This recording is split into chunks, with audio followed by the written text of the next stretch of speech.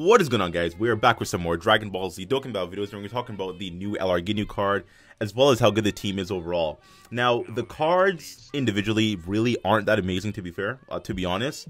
But as a team, they have probably the best synergy out of any team in the entire game. They link up perfectly. They actually complement each other quite well, their possibilities and everything. So, as a team, they are freaking amazing. Now, I'm going to be pulling some calculations from the Dokkan star rated by Mobile Man. Shout out to him because he's always dropping damage calculations on any new LR or any new TUR that drops in the game. So definitely give him a big shout out and thank you for that. Now, talking about the perfect rotation, I'm actually going to have the physical LR Ginyu plus the tech LR Ginyu on one rotation. The next rotation for me is actually going to be the other tech LR Ginyu because they're going to bring one as a friend. And then I'm actually going to have the intelligence Ginyu, and then we're going to float Jace, Raccoon, and Berta. Now, Mobile Man has the physical LR Ginyu plus the tech LR Ginyu one rotation. Then he has Jace on one rotation with the other LR Ginyu, and then he's going to be floating Ginyu, Raccoon, and Berta. Now, I understand Jace providing the additional 2 key and 20% buffs. That's going to help the LR Ginyu hit even more. I do agree with that. But Jace himself, he is actually quite helpful as well with his passive. He does have the scout mechanic to where you can actually see super attacks. That's actually very helpful.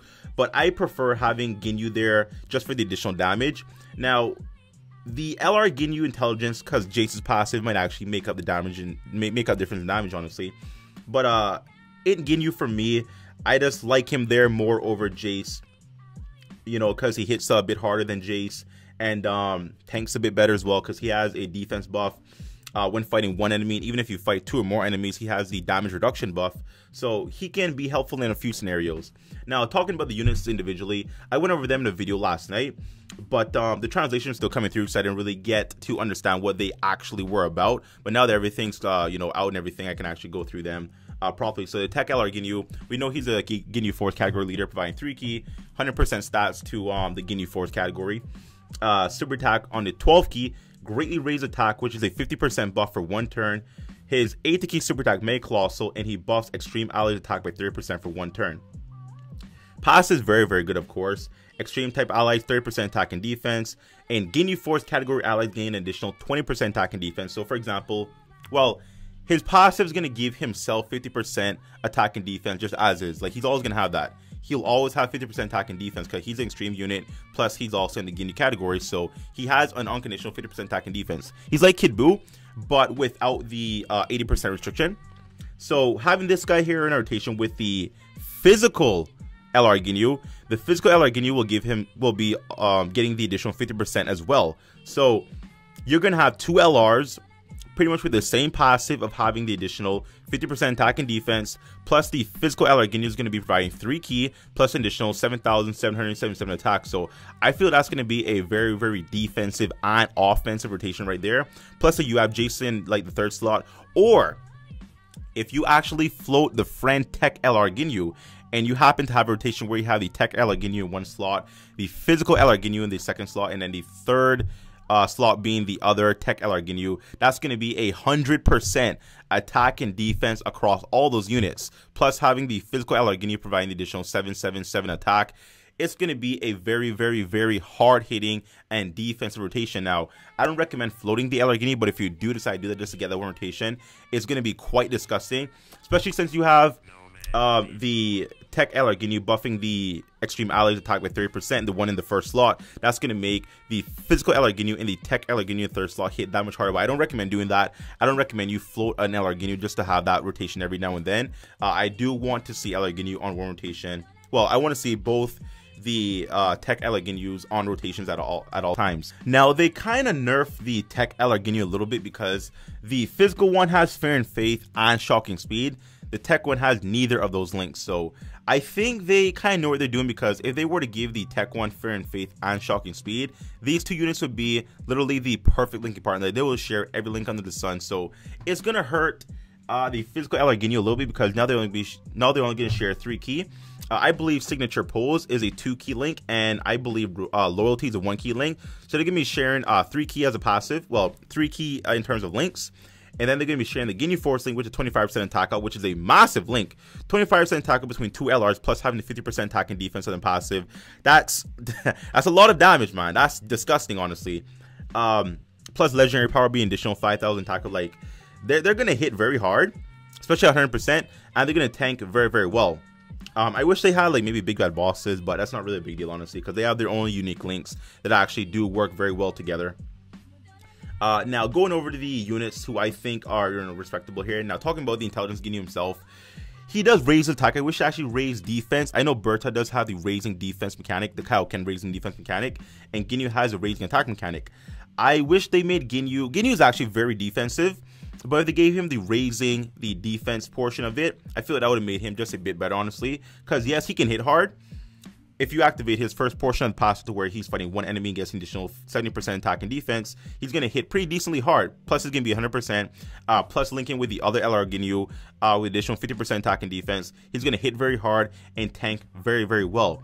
But once you lose the first portion passive and you fight 2 or more enemies and gain the 50% damage reduction, I would have liked him to be more of a tank. I mean, granted, you know, he's still going to hit decently hard because he does have the counter mechanic in his super type mechanic, but giving him raising defense, I feel would be a bit better. If you made him more of a defensive unit, which he already is, he really is, and there's a very small nitpick, honestly, like this really isn't anything to like really complain about. But just for me, if he were a bit more defensive, I feel that would have made him a little bit more better. You could actually run him a bit better in Suba Road and actually other teams, although he doesn't share links at all with any other team besides the Ginyu Force team. He would have, you know, been a very, very good defensive option for other teams if you do want to have like a defensive unit. But, you know, still a very good card nonetheless. With the LR sharing the Ginyu Force link. Does the LR have Gentleman's?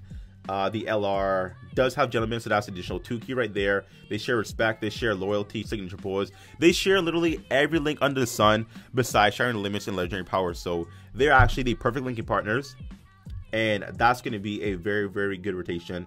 The LR Ginyu himself, the tech one, has more than meet CI. That's not really important link because it's like a 300 attack up link, so it's not too important, honestly, but it's there. I mean, you know, it's nothing really consider. Now, talking about this man here, Jace. Now, Jace, he's actually not too bad because he is a support unit that does have a very good gimmick in his passive, providing 2 key and 20% stats to extreme types. So you have the LR Ginyu, right? This man provides a 50% attack and defense. When you have Jace coming in rotation with him, that's an additional 20%. So that's going to be a 70% attack up just from passive skills alone. That's what makes these cards so good. Like, individually, they might not fit in any other team because the links are really kind of trash, to be fair. But they work so well with each other because of how good their passives are when they're linked together, because they activate all their links. It's very good, honestly. It's actually a very, very interesting team to me. I'm very excited to run this when it does drop in a couple hours, actually. Talking a little bit about Raccoon now. Initially, I had Raccoon not even on the team, honestly. I had Gold on the team and Raccoon was actually off. I just didn't like Raccoon, but now looking at him, he's actually a very, very good defensive option. And the team, as you can see, is very, very defensive. Like, you have some hard-hitting potential, but for the majority of the team, you're going to be running a very high defensive blend. Raccoon here getting 80% defense at start of turn. He just has that. Plus, he can get up to 70% attack, but he has to get hit a certain amount of times to get his attack going. He gains 14% attack for every attack received. So that is 6-7 hits he need to take to get up to 70% or something like that. So he has to get hit quite a few times, but he will be at 100%. He does get 8% defense, so he can actually take a couple hits. For me, he's not on rotation. But if you do have rotational where you have him and then the LR Ginyu, of course, given the additional 50% defense, he's going to tank very, very, very well. But obviously, it's going to be quite difficult to get his 70% attack up because he'll be off rotation the majority of the time. Unless you do decide to keep on rotation due to some units hitting a lot in the first or second slot or whatever have you.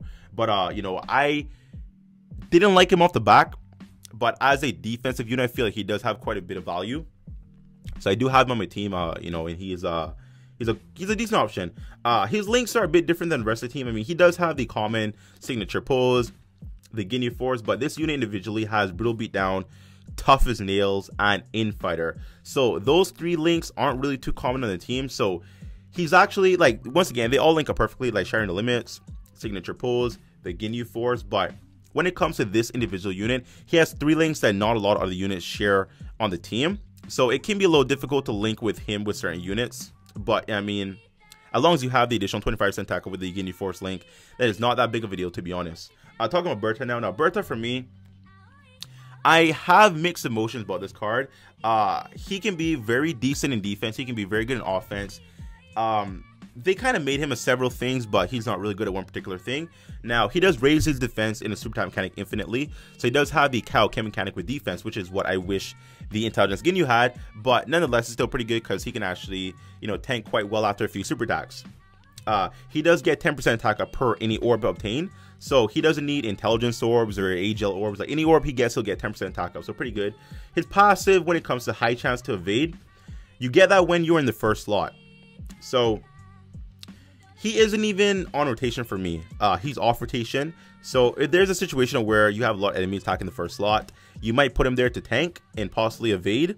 But I mean, beyond that, he's not really like. And you have like a lot of LRs on team as well. Like you have 3 LRs. You have the physical LR Ginyu, you have the tech LR Ginyu on both rotations, honestly. So when it comes to him nuking, he's not gonna get a lot of orbs, honestly.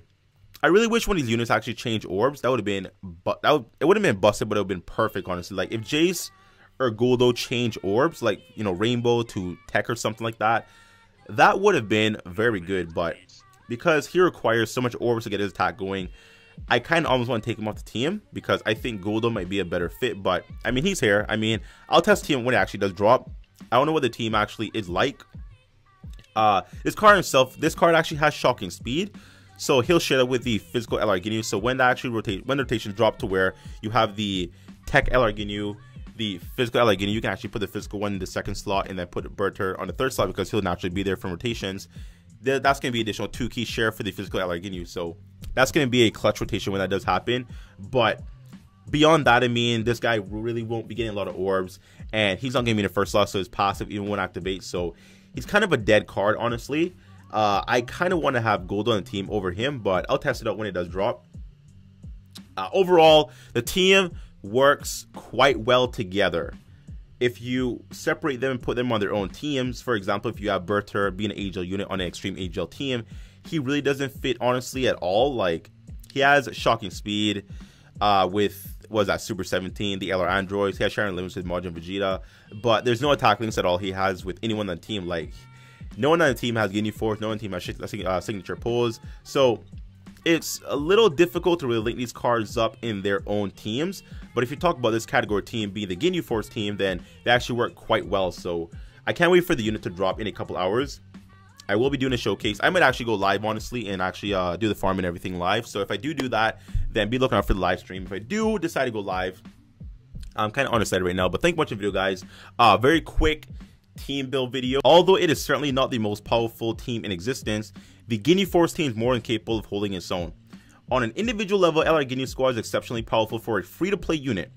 Depending on how much of a buff the Ginyu Force members receive from their dupe system buffs, LR Ginyu Squad might even surpass LR Vegito Blue average attack. Now that's kind of crazy. The Tech LR Ginyu, based on the dupe system buffs, might actually outdamage LR Vegito Blue. That's crazy. Even without factoring in those inevitable dupe system abilities, LR Ginyu Force has already managed to crack the top 10 hitters list, which is quite impressive for a free-to-play card. This guy made the top 10 hardest hitters list as a free-to-play LR at 100%. That is very, very, very impressive for not only a free-to-play card, but a unit who is full. He's actually a full support card. Of course, he gives himself the attack and defense buff, but he doesn't have his own attack passive or defense passive. Like, he has it because he is part of a category and he's also an extreme unit, but he's really not made to hit hard, but he can. That's very interesting, man. Anyways, guys, so very, very quick video about the LR Ginyu Force squad. Very quick team build and talking about the units and everything. Once again, I'm kind of iffy on Berta. I actually want to have Guldo on the team over him, to be fair, to be honest, because Berta himself, he's kind of a dead card. He doesn't really do much. He's not going to get a lot of orbs. He's not really going to get his second passive off when he has a high chance to evade because he has to be in the first slot. Whereas Guldo, when he attacks the enemy, their attack and defense is down for 2 turns, and he has a medium chance to stun. So I feel like Guldo honestly has more utility than the AGL Berta. So I kind of want to take Berta out and put Guldo. But either way, I mean, you really can't go wrong because all these cards, they work so well together. They have such good synergy, and the team itself is going to be quite fun, to be fair. So thank you for watching the video, guys. Please leave a like, share, comment down below. Now subscribe, make it a thing. Sub to the boy, and I'll see you next time.